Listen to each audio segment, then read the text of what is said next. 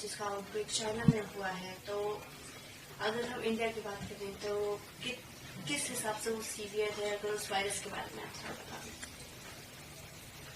ये जो वायरस है ये इंडिया में पहले से ही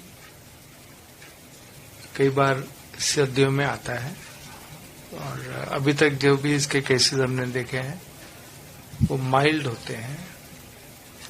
इस वायरस की वजह से अस्थमा के पेशेंट्स, सीओपीडी और क्रॉनिक लंग डिजीजेस के पेशेंट्स को एक्सैसरबेशन ऑफ उनके सिम्टम्स हो जाता है। उनकी ब्रेथलेसनेस बढ़ जाती है, बुखार आता है, तो डिजीज को ये इरिटेट करता है, बट ज्यादा मेजर इसके फॉर्म नहीं नजर आते हैं। मोस्टली ये जो इंडिया में हमने देखा है मेटानिमो वायरस का स्टेन, ये स्टेन माइल्ड ही माना जाता है। सर, अगर हम उसकी सीरियसनेस की बात करें तो चाइना में इसका आउटब्रेक ऑलरेडी बोल रहे हैं, चाइना का आउटब्रेक है, तो प्राइमरी सिम्टम्स क्या हैं?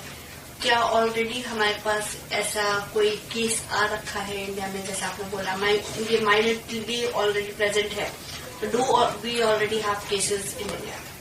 हमारे पास जो मेटानिमो वायरस के माइल्ड केसेस आते हैं, हम देखेंगे ओपीडी में भी वायरल फीवर, और आप चेक कराते हैं H1N1 या जो हमारी वायरल चेकिंग प्रोफाइल टेस्ट है उसमें मेटानिमो वायरस भी एक चेक होता है, तो माइल्ड वायरल फीवर की तरह ही बिहेव करता है।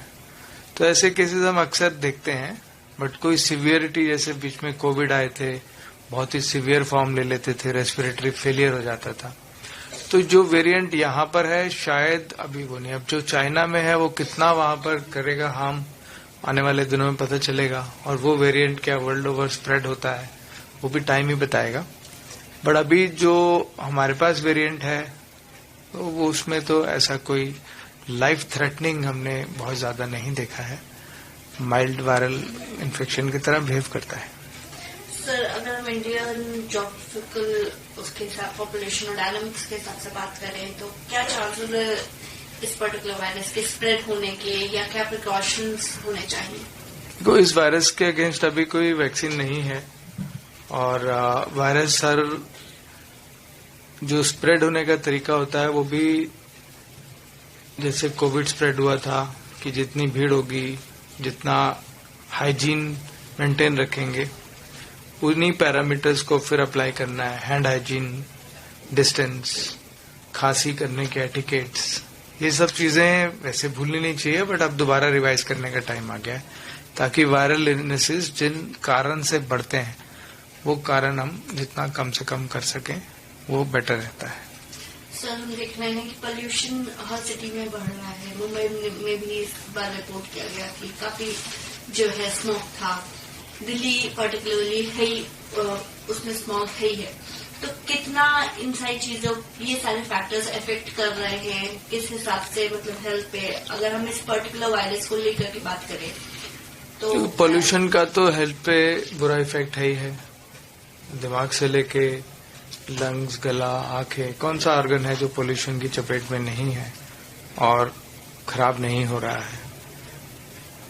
कोई भी चीज जो इन्फ्लेम्ड रहेगी, पोल्यूशन एक इन्फ्लेमेटरी, स्मोकिंग इन्फ्लेमेशन करता है लंग्स में, ऐसे पोल्यूशन कंटिन्यूअस लंग्स के सेल्स को चैलेंज करता है कि आप जो है शरीर को मेंटेन रखने के लिए एक्टिव रहें, फाइट करते रहें इन्फ्लेमेशन से। तो जब एक ऑलरेडी इन्फ्लेम्ड है सिस्टम, तो उसमें वायरसेस जल्दी नुकसान करते हैं, ज्यादा नुकसान करते हैं। ऐसे ही खान पान में हमारा है, जो भी हम खा रहे हैं, तेज मसाले, एसिड बनाने वाली चीजें, वो हमारे सिस्टम को इन्फ्लेम कर रही हैं। उसके ऊपर अगर आप कोई चीज ऐसी टॉक्सिक डालेंगे तो वो सिस्टम फेल हो जाता है। सर, अगर उसको कोविड-19 के टर्म्स में जो है कंपेयर करें, ट्रांसफरेबल कितना है, ये सीवियरिटी क्या है? आने वाले टाइम पे ही पता चलेगा कि वहां कैसा इसका बिहेवियर रहा है, मगर बेसलाइन ये है कि precaution, prevention is better than cure, और प्रिवेंशन का रास्ता यही है कि हाइजीन मेंटेन रखें, हैंड हाइजीन, सोशल डिस्टेंसिंग, और अपने आप को सही खान पान द्वारा स्वस्थ रखें, योगा करें, मेडिटेशन करें, ताकि आपकी बॉडी की इम्यूनिटी किसी भी चैलेंज को झेलने और उससे बाहर निकलने के लायक बन पाए। वन फाइनल क्वेश्चन, कोई मतलब क्या इस वक्त इंडिया में जरूरत है जो सर्विलेंस है उसको बढ़ाने का, या जो टेस्टिंग है? अभी तो कोई ऐसा केस यहाँ पर आया नहीं है, तो अभी कोई पैनिक की जरूरत नहीं है। सर, हम जिस हिसाब से हमने कोविड देखा 5 साल पहले, तो क्या जो हमारे हॉस्पिटल्स हैं वो उतने इक्विप्ड है इस वक्त ऐसे किसी भी आउटब्रेक को डील करने के लिए? देखो, ये मेरा पर्सनल वो है कि जब कोविड आया था तो हम जितने भी हमारे हॉस्पिटल्स थे इंडिया में, उन्होंने बहुत ही अच्छी तरह से उसका मुकाबला किया। गवर्नमेंट ने इतनी अच्छी तरह से उसको हैंडल किया, टेस्टिंग, केसेस को मैनेज करना, it was an example to the world.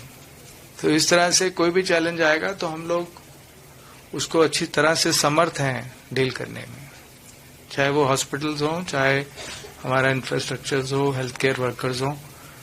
हम लोग पहले भी जीते थे और आगे भी कोई क्राइसिस आती है तब भी हम जीतेंगे। Speak about it, because it is already in China, so if you can elaborate on that. This is not actually a new virus, है ना? Human pneumometavirus. Okay, this is an old virus, and this virus is known for more than 20 years. It comes up particularly in this winter season, and this virus is something like influenza virus, right? Normal viral fever. In most of the cases, symptoms are just cough, cold, fever, and they are self-limiting, and generally with just general medicine, they settle down at home.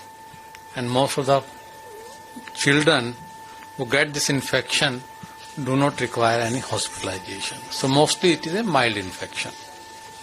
Sir, since you have already spoken about the main symptoms क्या हैं, किस तरह उसमें जो है seriousness नहीं है अभी इस वायरस की, बट जिस हिसाब से ये पिछले 2-3 दिनों में देखा गया है, इसको एक आउटब्रेक बताना है चाइना में, तो अगर उसके अकॉर्डिंग हम बच्चों को लेकर के प्राइमरी फोकस करें तो किस तरीके से चीजें हैं? Not all children get sick, but 4 to 5% of children may get very sick. They can get pneumonia, which can be very mild or can be very severe, sometimes very, very severe, requiring ICU care and ventilator care. For the time being, we are not getting many cases at in India, right? But if it is spreading too much and too fast, then we may get more children with more severe pneumonia. For the time being, I don't think there is anything to worry. It's just like a normal virus. And in our country, at least in our setup, we have not seen any much increase in frequency. Every year we see few cases of this human pneumometavirus, which is generally mild or moderate and recovers automatically in a week to 10 days time. There is no specific medication for treatment. Only if it is mild, we give just paracetamol and some cough syrup. If it is severe, then they may need oxygen therapy and IV fluid. Sir, after COVID-19, जो immunity है, जिस हिसाब से चीजें हैं बच्चों को लेकर के, पेरेंट्स बहुत ज्यादा कंसर्न रहते हैं, तो उस सेंस में अगर हम बात करें तो किस हिसाब के प्रिकॉशंस अभी से लेने चाहिए, कीपिंग इन माइंड कि हम दिल्ली में रह रहे हैं और दिल्ली का pollution? As far prevention is concerned, prevention of this viral infection is something like prevention of influenza. Though we do not have any specific vaccine for it, but avoiding overcrowding, going to crowded place, too much crowded place, personal hygiene, and taking adequate water, keeping yourself warm, eating nutritious diet, all these things go a long way in preventing these infections.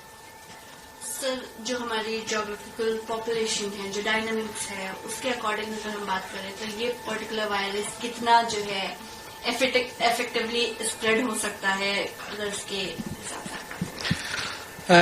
As far as spreadability is concerned, right, this virus doesn't spread that fast as compared to other viruses like coronavirus, because it's not carried too far by the air. It is generally very close contact who get it actually, right? So it will not spread, should not spread that fast, even in our country, looks like that. So जो pollution को लेकर के एक जो है normal cough, cold या headache हर इंसान में इस वक्त पाया जा रहा है, especially kids जो newborn है उनको लेकर के. अब साथ में ये भी एक नया वायरस है, तो इसको लेकर के किस हिसाब से हम प्रिपेयर्ड हैं इन केस ये आउटब्रेक अगर होता है तो कितना हम प्रिपेयर्ड हैं किस हिसाब से, क्योंकि we have seen an pandemic already, तो अभी हम कितना प्रिपेयर्ड हैं? I think this question can be answered by the government officials rather than me. No. The government has to prepare for that, right?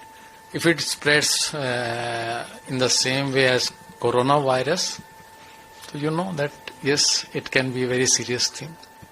So, but last time when that pandemic happened, किसी को नहीं पता था. But this time we have seen something, and that is not कि अभी काफी साल हुए. It's just 5 years. Of course, situation will be much better than before actually, because we handled one pandemic, which was really, really bad actually.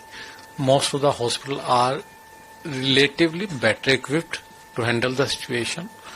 But if it overwhelms the situation, because there are limited bed in the hospitals also, if it is too much actually of infection in the community, so these beds may be insufficient. In that case, new facilities may have to be created, which may be temporary, like for corona we created. So one last question. What are the advices that you can give to parents out there कि अभी जो भी situation है, not just particular to this virus, but जो normally pollution है इन सबको लेकर के क्या suggestion आप दे सकते हैं? First of all, you don't have to panic about the situation, right? Your mental health is as important as physical health. And the points which I highlighted, keeping yourself warm, number 1. Number 2, eating nutritious diet. And hand hygiene, general hygiene, right? And proper routine vaccinations. And as far as air pollution is concerned, it's not in individual hand actually, which you can do individually something about it. It's the government which has to do something about this air pollution at the end. But still, because the air pollution is too much, so I'll advise don't do exercises outside the home, right? Because then you'll be inhaling more pollutant, particularly in the morning and late night. Now there is more smoke rather than fog.